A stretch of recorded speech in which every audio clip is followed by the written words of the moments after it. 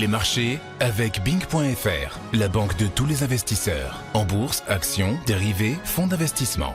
Et en ce moment sur Bing.fr, 0 € de frais de courtage sur vos ordres de bourse et Pro Real Time offert jusqu'à la fin de l'année.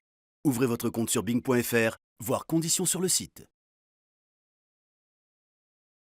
Salut, c'est Trado, je suis content de vous retrouver pour l'analyse technique d'Europlasma qui est l'action qui m'a été le plus demandée. Mais on va commencer après les précautions d'usage. Comme d'habitude, il ne s'agit que d'une analyse technique qui ne tient pas compte des fondamentaux.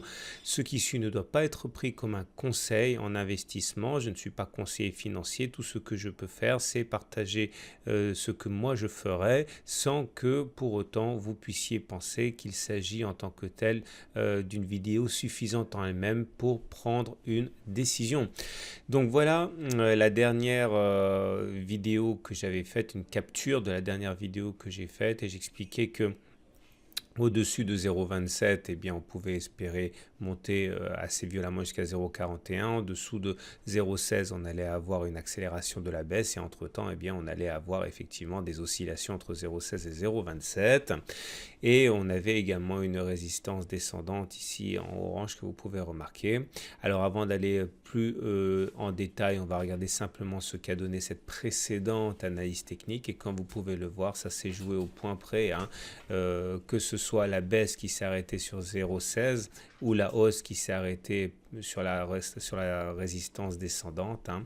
Et en ce sens, si vous avez pensé effectivement, hein, comme il était logique de le faire, d'accumuler, j'expliquerai pourquoi sur 0,16, eh bien vous avez pu bénéficier des 40% de hausse. On reviendra sur ça un petit peu plus tard.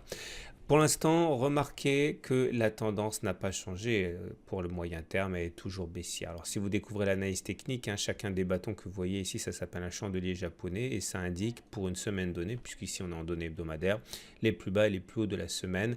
Et donc voilà la semaine qui s'est écoulée. On voit que la tendance elle est baissière pour deux raisons. La première, c'est que le nuage est toujours décroissant, toujours descendant et on est toujours en dessous de ce nuage qui descend. Donc quand on regarde de l'analyse d'Ishimoku, la tendance elle est baissière, elle restera tant que le nuage restera descendant comme ça. Et on regarde la moyenne mobile à 30 semaines. Bon, on n'est pas vraiment en tendance baissière pour la moyenne mobile à 30 semaines, on est en tendance neutre puisque la moyenne mobile à 30 semaines descend, mais on est au-dessus de cette moyenne mobile à 30 semaines qui descend. C'est-à-dire qu'au regard de ce critère, on est en tendance simplement neutre. Regardez la hausse des volumes très encourageante pour la suite. Hein. Je vous rappelle, si vous ne le savez pas, que la hausse de la semaine dernière est due au fait qu'il y a une augmentation de capital pour la des filiales d'Europlasma qui valorise cette filiale à un montant qui était relativement une bonne surprise, hein, pour les opérateurs, ce qui augmente du coup la valeur d'Europlasma. Donc voilà pour la tendance qui est donc, vous l'aurez compris, entre on va dire neutre et baissière, mais globalement elle n'est pas haussière. Hein. Et les indicateurs techniques montrent des éléments encourageants au rang desquels le fait que le RSI soit au-dessus de 50, ça veut dire que ce sont les haussiers qui ont pris le contrôle du marché, ça c'est bien. Et au niveau du MACD, on a ce qu'on appelle un non-croisement haussier, c'est quand le MACD fait semblant d'aller croiser son signal à la baisse en rouge là, mais qu'avant de croiser, il repart vers le haut. Ça s'est produit également ici, regardez, on a eu 3 belles bougies comme ça. En tout cas, c'est encourageant. Et voilà, je reprends en fait, hein, les repères graphiques que j'avais déjà donné la dernière fois. Donc voilà, je vais répéter ce que j'ai dit la dernière fois parce que vous voyez bien que ça n'a pas trop mal fonctionné. Il faut bien comprendre ce que c'est qu'une résistance et ce que c'est qu'un support avant d'aller plus loin. Une résistance, c'est une zone qu'on n'arrive pas à casser à la hausse. Par exemple, 0,47, c'est une résistance. 0,41, c'est une résistance. 0,27, c'est une résistance. Et la résistance oblique descendante en orange est une résistance aussi. Alors, ça, j'explique tout ça et en détail dans mon module de formation, hein, sur la méthode d'accumulation rationnelle que vous pouvez vous procurer sur le site. Mais retenez déjà qu'une résistance, eh bien, il ne faut pas acheter au contact d'une résistance parce que tout ce qui risque de passer, généralement, c'est qu'on va avoir une baisse. C'est-à-dire que si vous achetez par exemple aux alentours de 0,41, vous vous exposez à un reflux comme ça s'est passé précédemment. Si vous achetez aux alentours de l'oblique orange, ben vous risquez d'avoir un tir de barrage. C'est exactement ce qui s'est passé sur la séance de vendredi. Et vous avez des supports. Les supports, c'est des zones qui ont du mal à être cassées à la baisse. Il y a des acheteurs importants qui prennent le dessus sur les vendeurs, notamment, on le voit bien sur 0,16. Donc sur la méthode d'accumulation rationnelle, eh bien l'idée, c'est qu'il faut acheter lorsque l'on revient sur des supports. Par exemple, ceux qui ont acheté sur 0,16, hein, en suivant la méthode, eh bien, ont pu bénéficier des 40% de hausse, hein, la semaine dernière. Ou alors acheter lorsque l'on aura casser une résistance. C'est-à-dire que si on casse la résistance orange, on peut accumuler. Si on casse la résistance à 0,27, on peut accumuler. L'idée, encore une fois, c'est qu'il ne faut pas acheter d'un seul coup. J'explique tout ça dans la méthode. Il faut acheter en plusieurs fois. Il faut diviser. Donc, vous pouvez acheter tout de suite. Ce n'est pas la question. C'est pour être sûr de ne pas louper le train. Mais en tout cas, il faut impérativement garder des cartouches pour renforcer lorsque l'on reviendra sur des supports ou lorsque, à chaque fois que l'on franchira des résistances. Donc, vous pouvez éventuellement rentrer en 3-4 fois si vous le voulez. Et par exemple, la cassure de l'oblique orange sera une opportunité pour renforcer. Voilà ce qu'on peut dire pour la stratégie d'investissement de long terme pour Europlasma. J'espère que ça vous a éclairé. Maintenant, on va regarder ce qu'on peut faire quand on est trader. Là, j'ai basculé en données journalières. Donc, on retrouve la résistance à 0,27, on retrouve la résistance orange, on retrouve les 0,16. Alors, on ne peut pas spéculer à la baisse sur Europlasma, on ne peut que acheter, donc ça correspond à deux stratégies.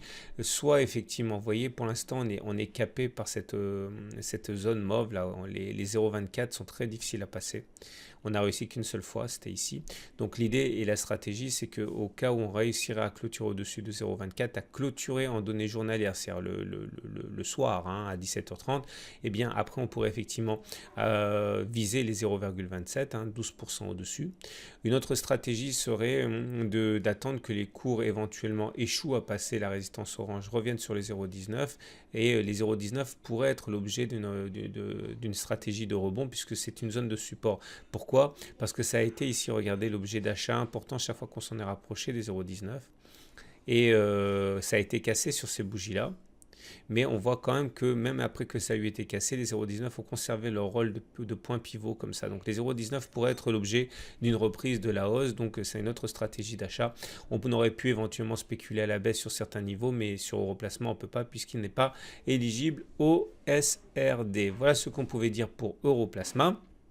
Je vous rappelle que avant de rentrer en position, il faut que l'objectif de gain soit 2 fois supérieur au potentiel de perte. C'est-à-dire que si vous décidez par exemple d'acheter sur 0,24 pour 0,27, eh bien il faut que vous ayez un stop loss et ce stop loss, c'est-à-dire le niveau à partir duquel vous sortez de votre trade avec une perte, et il faut que ce niveau corresponde maximum à 2 fois la moitié de 0,27 pour que ce que vous ayez à gagner corresponde à 2 fois plus que ce que vous risquez de perdre. Voilà, j'espère que ça vous a aidé et je vous dis à demain pour une autre analyse technique. Les marchés avec Bing.fr, la banque de tous les investisseurs. En bourse, actions, dérivés, fonds d'investissement. Et en ce moment sur Bing.fr, 0 € de frais de courtage sur vos ordres de bourse et Pro Real Time offert jusqu'à la fin de l'année. Ouvrez votre compte sur Bing.fr, voir conditions sur le site.